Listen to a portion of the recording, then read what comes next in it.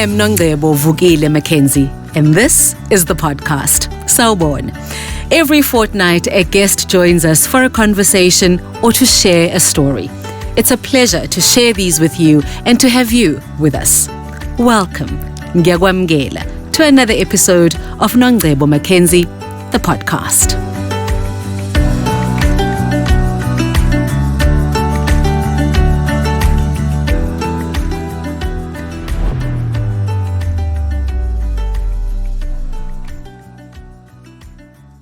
There comes a point in a person's career path or career trajectory where they make the decision, or at a point where they want to make a decision as to whether they carry on the career path that they're on or if they want to change. And that often comes when a person has a side hustle and they've been running their side hustle, they've been running their side business, and they then want to decide, do I really want to stay in this job, pursue this career, or do I now want to be hands-on full-time in my business? Our guest on the podcast today, Sphe Mjadu, made that decision, moving from corporate into running what used to be a side hustle for her and running it full-time. Sphe, welcome to the podcast. Thank you. Thanks for having me. So, moving from corporate, the stability, the benefits, the salary, the predictability to some extent, into running your own business that had been a side hustle. Yeah. How did you come to that decision? Oh, it's such a simple question, but I honestly think that it's a very complex decision. Mm-hmm. And I don't think that you'd ever think that you've made the right decision or not made the right decision. Right or wrong decision. Because I think that how I started to make that decision was a lifelong dream. I've always wanted to have my own business. Mm-hmm. I've always wanted to own something that belongs to me. So going to corporate was more about actually pursuing a dream to start to build that knowledge, the skill sets that you can learn from corporate, because I don't think that you can get it from anywhere else. Mm-hmm. I think making a decision to leave corporate completely and move into entrepreneurship was actually a lifelong, I would say, decision. I think I've always had it in me since varsity that I always want to own something that belongs to me. And I believe that corporate was a stepping stone there where I learned skill sets. So when I knew is when I couldn't grow any further within the corporate landscape. I couldn't go to the level that I wanted to go at the speed that I wanted to go. So I think that the transition from corporate to being an entrepreneur or full-time came about where I felt like as a corporate girlie or working in corporate, I was at a T-junction or a crossroad where I had to make that decision to say, okay, I'm not growing right now From a function point of view, or from an experience point of view, or from a skills growth point of view? So from a functional. So I think that in corporate, as we were speaking previously, it's levels, right? It's about moving from one title to the next title. And I think that in corporate, you chase title all the time. And I think that it comes with the work that you do and the skill sets and the experience that you bring to the corporate entity, right? So when you get to the level where you can see that actually I'm not going to grow further than this, I think it makes your decision quite easy to then say, you know what, I think it's better for me to take this decision because I know that I can be able to challenge myself and just grow further. So for me, it was more about like, how can I elevate myself to learn more about myself, learn more about the industry, learn more about just building something from scratch. So you had been running your side hustle, your Luxe label. You've been running that on the side. A person could say, how, but these two don't conflict. You can still grow. It's not necessarily exactly the same thing where you're facing conflict of interest and so on. So why not carry on and be like, I know I'm not going to be chasing the positions here, saying right. I'm going to be comfortable here, and I know what's expected of me, and I'm going to do that. And I'm actually not going to chase the title. So I'm not going to work to the level where I need to be chasing titles so that I can grow the side hustle to where it needs to be. But I've still got the stability of a job. So with Luxe, I think that one also is a very lifelong kind of side hustle. So I think it had gone to a place where it was growing so much that it needed me to be 100% fully dedicated to it. What that means is making sure that each and every day I'm building the brand. Whilst when you're working as well as having a side hustle, you don't get that freedom to be able to do it in that way or do it fully, so that you're actually moving from a side hustle, because now you're looking at actually building a business where you're putting structures in place. You're making sure that from an accounting perspective, there's now that structure from a financial perspective. And from a brand building perspective, you then look in terms of how do I build this brand? And I think that if you separate your time, you kind of like do a disservice to both entities, to both your corporate career as well as your side hustle. Where when you make a decision and say, I want to focus on this, that's where I started to see the growth. It's when I actually made that leap and moved into Energy Luxe fully. I started to see that, being here actually makes me see how the business is growing, how the business is moving. I can be able to kind of like make those changes into the business as it moves along each and every day. Whereas when you're working and you're treating it as a side hustle, the business is there, but then you're not there completely. Yeah. You only see it when you can see it, which means that you're not actually putting the structures that are needed to be able to grow the business. So you don't just wake up and say, I'm jumping ship now, I'm going to run my business full time.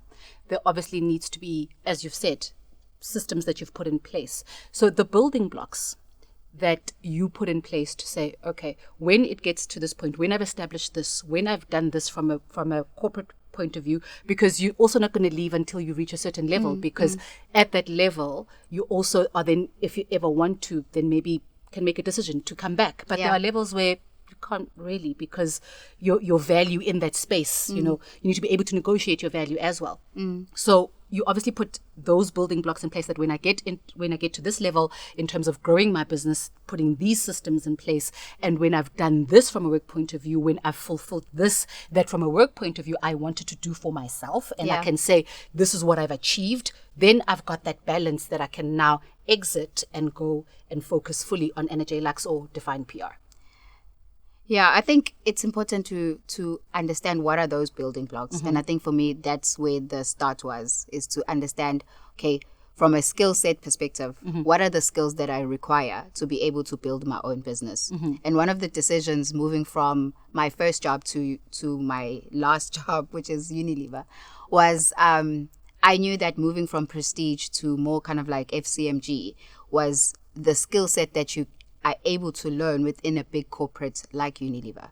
So for me, I think before I moved into fully being an entrepreneur or owning my business fully, was to build a skill set that can be able to understand on how to build a brand from scratch and move it to the level that it needs to move. And then the other building block was from a financial perspective. When I say financial is, when I make that leap, I needed to be in a space where I know that I've made savings that can be able to sustain me for a very long time, because you know that with businesses, it's unpredictable, right? Every day is a different day. One day could be good and one day could be bad. So I needed to make sure that from a financial perspective, I'm putting systems and structures and savings that can be able to last me at least for 12 months. And then from a kind of like networking perspective, making sure that whilst I'm in corporate, I'm making the right relationships within the corporate and where I was working, externally in the industry, making sure that I'm positioning myself as the industry leader or industry expert, so that when I make that leap in terms of moving to owning my business from an external perspective, I know that I'm in a space where I can be able to lead. But I think the one big building block I think I built was making sure that I have the right experts around me that give me or coach me to move in the right direction. So I made sure that I consulted in terms of I had like 5 key people, and I said to myself, okay, cool. I have these people that have helped me in my career, a career coach, a psychologist, or someone who was my boss and has helped me kind of like leap in corporate. So those people actually were the most important building blocks, because there were people with different kinds of skill sets who were able to inform me and guide me in terms of the decision that I was making. So I think the biggest building block was to actually really consult and say, look, listen, I'm making this decision. It's very scary because it means that I'm leaving a comfort that I've had for more than 18, 19 years. So how can I do this and make sure that I'm making the right move? I know that you've made the move, so how can you help me? So for me, I think those were the building blocks. It's the skill sets. Do I have the right skill sets? From a financial perspective, am I backing myself up to make sure that I have enough savings to last me a long time? Because knowing that in the economy that we live in, it's volatile, right? And then from a networking perspective, making sure that within corporate, I'm making the right relationships, I'm building those relationships, I'm nurturing them, I'm making sure that they understand in terms of I'm an expert, and there's something that they can gain from me, and also there's things that I can gain from them, and then also making sure that I have the right coaches and the right experts that are close to me that help and guide me to make the decision that I need to make. And I think from a skills point of view, there are obviously the skills that are specific to your industry. There are skills that are specific to your area of expertise. And then there's the portable skills that could fit literally into every space. And those need to be built very much so. And you'll find that as a person progresses in their career, on their career path, they will entrench more the expertise and build less of the portable skills that they can then transfer into another environment. Yeah, I agree. So having moved from corporate into running your two businesses, NJ Luxe and Define PR, let's talk about now growing your business and growing it to a level where it can sustain you and sustain itself. But also doing that in a way that it's not fully dependent on you, but also managing your own expectation, because sustaining yourself on your salary that another entity is responsible for, versus sustaining yourself when you've got to be doing the checks and balances and the pluses and the minuses. You sustain yourself differently when you're doing the pluses and the minuses yourself. So true. Yeah. So growing your business with that in mind. Okay. I think one of the best decisions that I made was to find the right accountant and find the right business manager to be able to help me in starting this journey. And one of the things that he helped me with was to ensure that I'm actually building, because where I come from a brand building. So I knew exactly what the brand strategy was. But to be able to grow that brand strategy into a profitable business, I needed to actually consult with the right people. So having the right finance business manager to be able to say, okay, cool, you have a business strategy or a brand strategy. Now we need to move into the business strategy. And the business strategy comes with forecasting for the business, right? So it's the finance part of making sure that we have those building blocks in terms of how are we forecasting for the business? What does that mean? What salary are you going to pay yourself? In that salary, okay, we're going to look at it for the next 12 months, as much as it's probably a quarter of what you used to earn. But I want to make sure that we are putting the business in place in terms of making sure that we understand it from a finance perspective.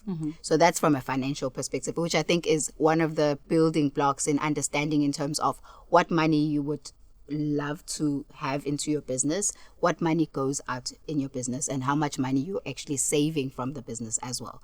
And then the other part was to be able to understand in terms of what skill sets do I have as a person, as a business owner, but what skill set do I need from the people. So from a defined perspective, so defined PR, which is the PR agency, is to understand what is the structure of an agency and what are the I would call it employees or people to support it. So like, do I need a project manager? Do I need an office manager? Those are the things that you need to put in place to make sure that the business is thriving. And then in terms of Anna J, I've had to actually hire a brand manager to make sure that the business grows. Wasn't that hard for you? It was. And isn't it hard for them? I think it's hard for me. It was hard for me. For them, I've hired someone who studied retail management, right? Who understands from a retail perspective, what are the things that you need to put in place. So I know that I can't divide myself into 100, right? So it's important for me, if I need Anna J Luxe to actually grow, I need to put people in place to be able to grow the business. So she comes with a skill set of understanding in terms of how do you build a brand from a retail perspective. And she comes with a skill set. She's got a degree in it. So I think that for me is one of the biggest investments. So investing in people to be able to help your business to grow. Yes, it's a hard decision, but it's a very important one, because I think it frees you up to then look for other business opportunities to then bring into the business, and then the business grows. So I think I've had to really shift my mind or my thinking in terms of, it's not a comfort of I'm getting a salary. Like my salary is very set in terms of it goes here and there, and that's it, right? And it's taking that leap and understanding that how it is today is not how it's going to be tomorrow. So it's okay for me to actually live in the uncomfortable space or uncomfortable journey or uncomfortable space that I know that with the right investments that I'm making from a financial perspective, in understanding in terms of what is that structure for your business model to make sure that the business is profitable and it thrives. What is that human resource investment that you're doing? Are you hiring the right people to be able to support your business so that it can grow? Because a business cannot grow as one sphere, right? And my strategy or my business model is not to become a solo entrepreneur. Like for me, it's important that I actually build a business that is solid, that hires people that can be able to help it to grow further.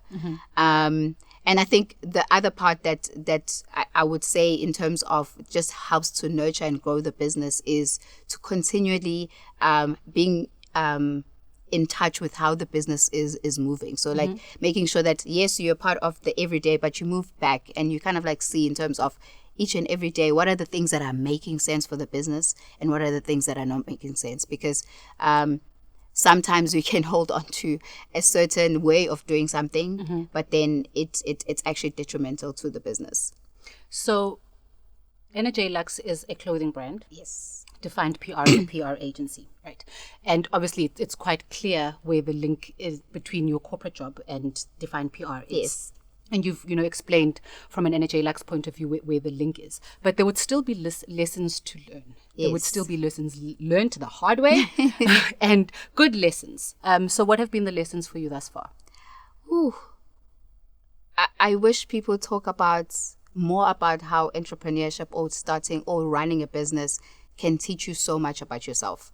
So I think the business can teach you the good side of you, the bad side of you, and that side of you actually don't want to deal with it, right? I think the business kind of like brings all that to the forefront, and you have to deal with it. So I think from a lessons perspective, I've learned really good lessons that I know that I'm creative, that I know that I have passion for the things that I do, and I'm quite dedicated in making sure that I grow a business.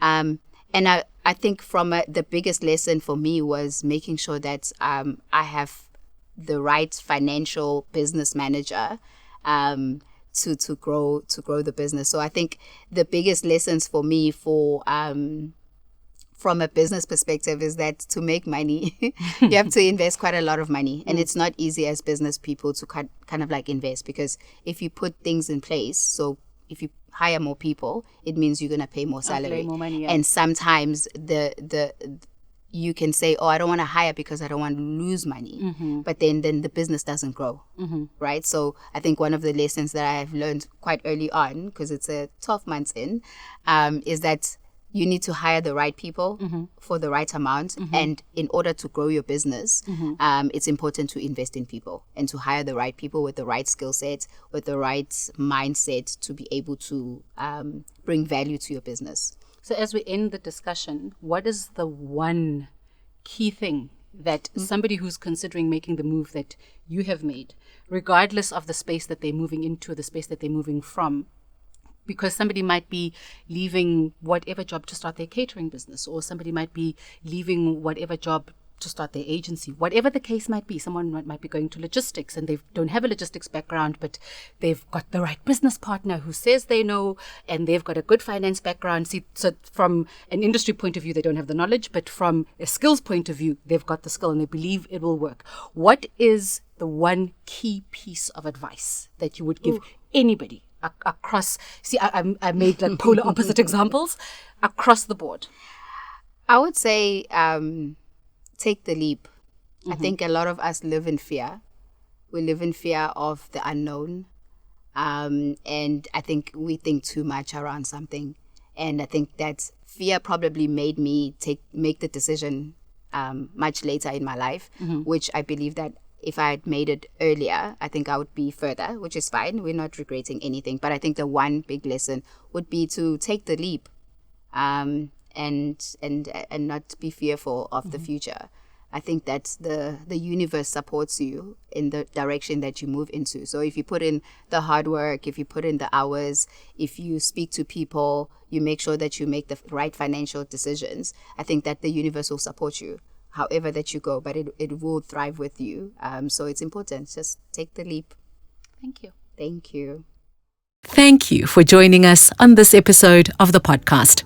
Remember, you can like the episode and share the podcast link, as well as listen to more episodes on the channel. Subscribe to the channel for more. Siyabonga. Thank you for listening.